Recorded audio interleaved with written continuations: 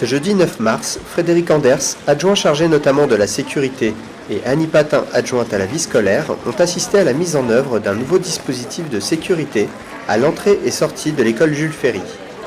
L'initiative Parents Vigilants est expliquée par Nicolas Hien, brigadier chef de la police municipale. L'objectif de ces parents vigilants, c'est une demande récurrente qui émane du conseil d'école. Pas mal de parents d'élèves ont demandé à ce qu'on ait une meilleure sécurité aux abords des écoles.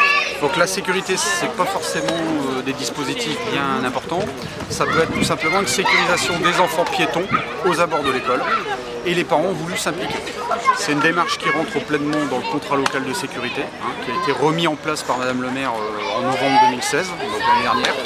Et ça s'inscrit vraiment dans une démarche citoyenne et une démarche participative.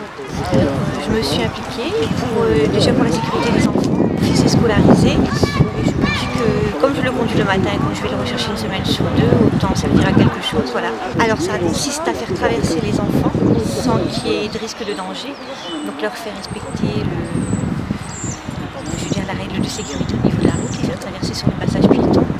Voilà, donc pour que les enfants soient en sécurité. Ça s'organise très bien puisque on a eu un fort élan des parents d'élèves. On a eu une dizaine de parents d'élèves déjà volontaires, donc ce qui est déjà assez appréciable.